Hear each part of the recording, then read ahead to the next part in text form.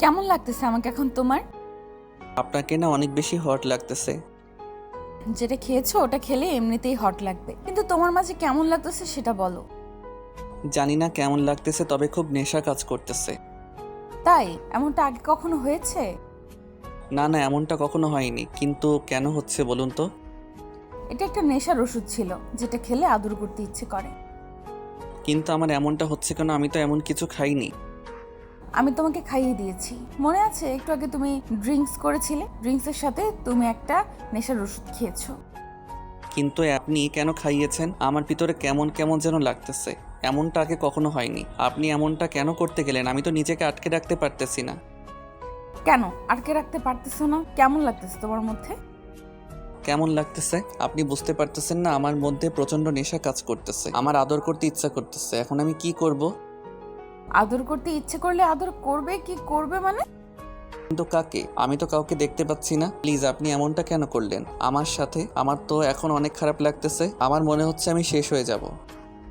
তুমি কি আমাকে দেখতে পারছো না? আমি তো তোমাকে প্রচন্ড পরিমাণে ভালোবাসি, তোমাকে কাছে পেতে চাই, তুমি আমাকে আদর করবে।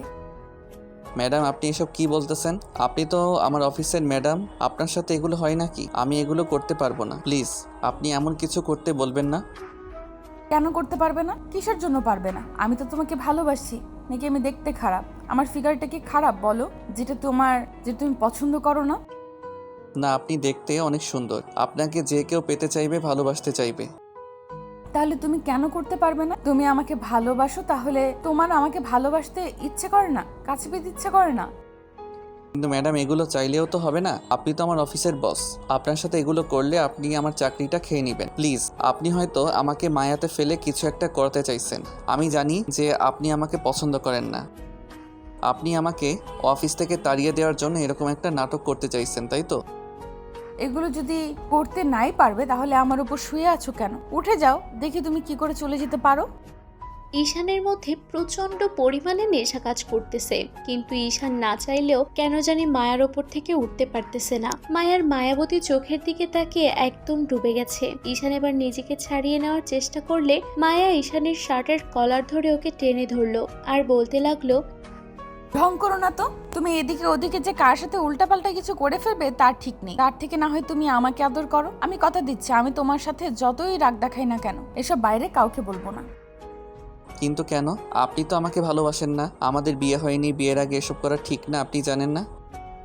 বিয়ে হয়নি তাতে কি হয়েছে? হবে। তাছাড়া তুমি কি কাউকে বিয়ে করেছো নাকি যে বাসায় গিয়ে বউকে আদর করবে? তাছাড়া তোমার নাকি আদর করতে ইচ্ছে করছে, তার উপর আমি তো তোমাকে ভালোবাসি। তুমি আমাকে না বাসলে কি হবে?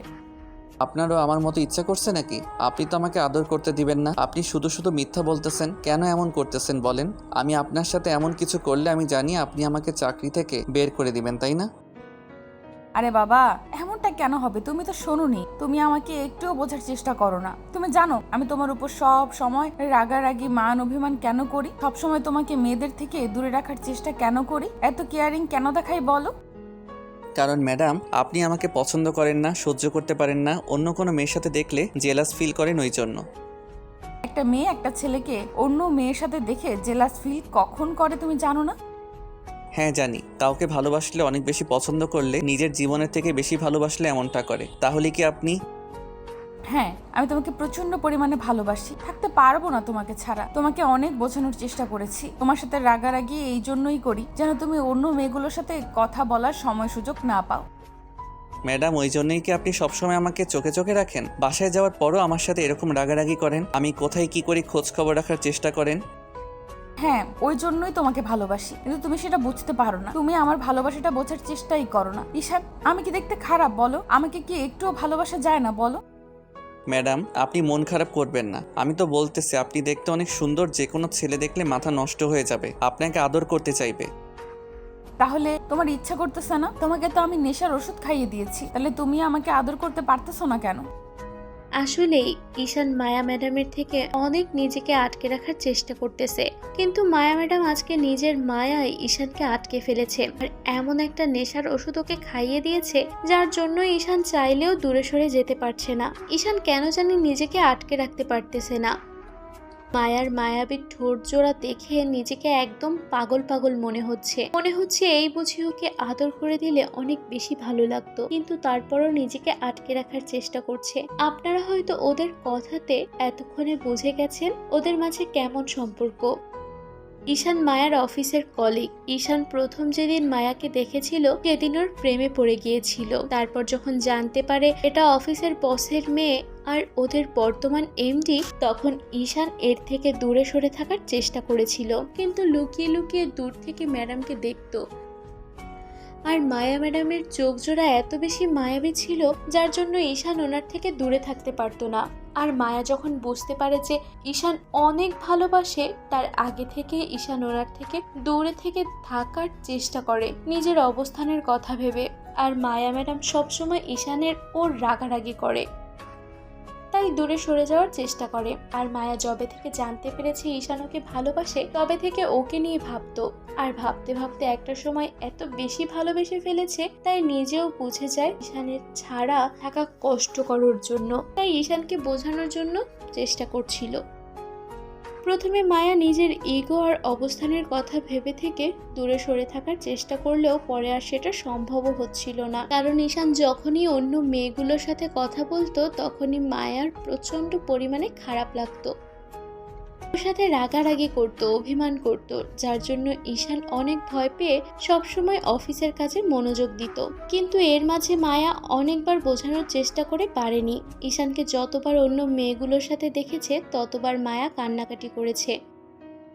আর ঈশান মায়াকে জিজ্ঞেস করলে ততবার মায়া ওকে রুমে নিয়ে গিয়ে কান্নাকাটি করেছে আর বারবার বলেছে, ঈশান, তুমি না আমাকে একটুও বোঝার চেষ্টা করো না। তোমাকে আমি বোঝাতেই পারি না আমি কি পছন্দ করি আর কি পছন্দ করি না। তারপরও তোমাকে যেসব কাজ করতে বারণ করি সেগুলোই করতে থাকো। ম্যাডাম, আমি কি এমন করলাম যার জন্য আপনি কান্নাকাটি করতেছেন? আমি কোনো অন্যায় করেছি বলেন, নাকি আপনাকে কোনো কারণে কষ্ট দিয়ে ফেলেছি? তুমি আমাকে কষ্ট দিয়েছো তো সেই অফিসে আসার আগে থেকেই কষ্ট দিতেছো, কিন্তু তুমি সেটা বুঝতে পারো না। কি এমন অন্যায় করেছি বলো যার জন্য তুমি আমার কথা শোনো না? নাকি আমি তোমাকে কিছু বললে তোমার সেটা শুনতে ইচ্ছে করে না? বলো, তাহলে আমি আর তোমাকে কিচ্ছু বলবো না। ম্যাডাম, আপনি এসব কি বলতেছেন? আপনি আমার অফিসের ম্যাডাম, আপনি যেটা বলবেন আমাকে সেটাই শুনতে হবে। আমি এমনটা কখনো বলিনি, প্লিজ আপনি এমনটা বলবেন না। তাছাড়া আমি তো আমার জানা মতে কোনো অন্যায় করিনি। করনি, তোমাকে যতবার বারণ করি ওই মেয়েগুলোর সাথে তুমি কথা বলবে না, ওদের সাথে ঢলাঢুলি করবে না, যেটা আমি দেখতে পারি না অফিসের মধ্যে তুমি আমার সামনে দিয়ে সেগুলোই করো। কি সম্পর্ক ওদের সাথে তোমার? ওরা কি তোমার গার্লফ্রেন্ড হয়? ম্যাম, গার্লফ্রেন্ড কি মানুষের একাধিক হতে পারে? আর কারো হতে পারলে আমার না একটাও গার্লফ্রেন্ড নেই। যেখানে নিজেকে নিয়ে ভাবার সময় পাই না, ফ্যামিলির এত বড় চাপ আমার মাথার উপর, সেখানে গার্লফ্রেন্ডকে নিয়ে কি ভাববো বলেন? তাহলে এগুলো করো কেন? আমি তোমাকে কিসের জন্য এগুলো করতে বারণ করি তুমি সেটা কেন বুঝতে পারো না? তোমাকে আমি বোঝাতে পারি না কেন? তোমাকে এত চোখে চোখে রাখি। সরি ম্যাডাম, আর কখনো এরকমটা হবে না। আপনি যেহেতু বারণ করেছেন, আমি এরপর থেকে আর কখনো এরকমটা করব না। এই ঘটনার পর ঈশান কোনো মেয়ের সাথে কথা বলছিল না, এমনকি ম্যাডামের সাথে কথা বলছিল না, যার জন্য মায়া অনেক বেশি আপসেট ছিল। বারবার ওকে প্রপোজ করতে চাইতো, কিন্তু ঈশান ওকে যতবারই একান্তে ডাকতো ঈশান বুঝতে পারতো যে মায়া ওকে হয়তো কিছু একটা বলতে চায় কিংবা রাগারাগি করবে। এজন্য ঈশান ওর সাথে তেমন ভাবে দেখা করতো না। মায়া ওকে বলতে গিয়ে লজ্জা পেত, কিন্তু অনেক ভেবেচিন্তে ডিসিশন নেয় ঈশানকে নিজের মায়াতে আটকাতে হবে, কারণ ঈশানকে কয়েকটা দিন আগে অফিসের একটা কলিগ প্রপোজ করেছিল আর অনেক বেশি পাগলামি করতেছিল ঈশানের জন্য, যার কারণে মায়া অনেক বেশি ভয় পেয়ে যায় আর ভাবে যদি ওই মেয়েটার প্রপোজাল অ্যাকসেপ্ট করে নেয় তাহলে মায়াকে কান্না করতে হবে সারা জীবন আর ওর ভালোবাসাটাকে ওর থেকে হারাতে হবে। তো সবাই ভেবেই প্ল্যান করে একটা পার্টির আয়োজন করে।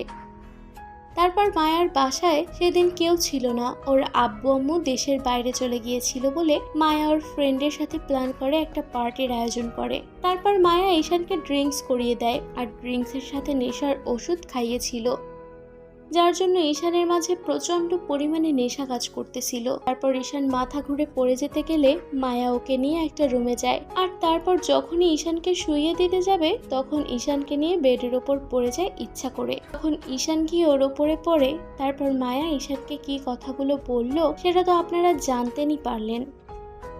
ঈশান ট্যাপ করে মায়ার গোলাপি ঠোঁট জোড়ার দিকে তাকিয়ে আছে। এখন মায়া বলতে লাগলো, কি হলো? এভাবে তাকিয়ে থাকবে? আদর করবে না? চুপ করে আছো যে?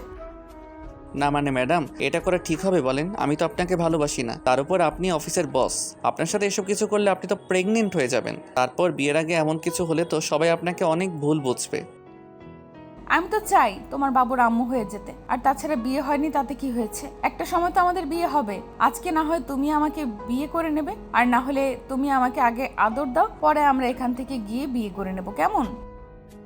আর কে বলেছে তুমি আমাকে ভালোবাসো না? আমি খুব ভালো করেই জানি তুমি আমাকে দূর থেকে লুকিয়ে লুকিয়ে দেখো, আমাকে পছন্দ করো, কিন্তু ভালোবাসো সেটা বুঝতে পারছো না। আমার কান্নাটা যেখানে তুমি সহ্য করতে পারো না, সেখানে আমার কষ্টটা সহ্য করবে কি করে বলো? আমি তোমাকে প্রচন্ড পরিমাণে ভালোবাসি, থাকতে পারবো না তোমাকে ছাড়া। একটু আমাকে বুকে জড়িয়ে নাও। কিন্তু ম্যাডাম, আপনার আব্বু এটা কখনো মেনে নেবে না। আপনার আব্বু আমাকে অনেক দয়া করে এই চাকরিটা দিয়েছিল। এগুলো করলে তো ওরা আমাকে অনেক বেশি ভুল বুঝবে আর চাকরি থেকে বের করে দিবে, তারপর আমাকে বাঁচার মতো অবস্থায় রাখবে না, এই শহর থেকে হয়তো তাড়িয়ে দিবে। আমার আব্বু আম্মুর কি হবে তখন বলেন? তুমি এত কিছু ভাবতেছো কেন? আমার ভালোবাসাটা কি তোমার কাছে কিছুই নয়? আচ্ছা ঠিক আছে, তুমি যখন ভয় পাইতেছো সব দায়িত্ব আমার, কিচ্ছু হবে না প্লিজ। আমি না থাকতে পারতেছি না তোমার চোখের দিকে তাকিয়ে, আমার নেশা কাজ করতেছে। তোমার কেন এমনটা হচ্ছে না? আমি তো তোমাকে নেশার ওষুধ খাইয়ে দিয়েছি, তাহলে কি তোমার আদর করতে ইচ্ছে করতেছে না? আপনাকে প্রচন্ড পরিমাণে ইচ্ছা করতেছে, কাছে পেতে ইচ্ছে করতেছে রূপু ম্যাম। আমি তোমাকে সেই প্রথম থেকেই বলতেছি, কিন্তু তুমি আমাকে শুধু কথা বাড়াচ্ছ। প্লিজ সোনা, আদর করো আমাকে। আমি তো বলছি আমি তোমাকে ভালোবাসি, আমি তোমাকে বিয়ে করে নিতে রাজি আছি, আমি তোমার সাথে থাকতে পারবো। তুমি তো ভয় পাইতেছো যে আমি তোমার সাথে থাকতে পারবো কি না, ওই জন্যই দেখো আমি তোমার সাথে ঠিক মানিয়ে নিতে পারবো। আর আমার এত কিছু আছে, কি করতে বলো? আমার যত টাকা পয়সা আছে আমি সব তোমাকে দিয়ে দেব। দরকার পড়লে আমরা একটা বিজনেস খুলবো, তারপর তুমি আমি সেটা দাঁড় করাবো। এখন কিছু ভাবতে হবে না কলিজা তোমার। ঈশানের মধ্যে এমনই নেশা কাজ করতেছিল। তারপরে এমন ইমোশনাল কথা শুনে ঈশান নিজেকে আটকে রাখতে পারলো না। মায়ার মায়াবী গোলাপি ঠোঁটজোড়া দখলে করে নিল। মায়া যেন বেপরোয়া হয়ে উঠল। দুজন দুজনের ভালোবাসায় একদম আত্মহারা হয়ে গেল, পাগল হয়ে গেল আর আদর করতে শুরু করলো। তো ভালো থাকো ভালোবাসা।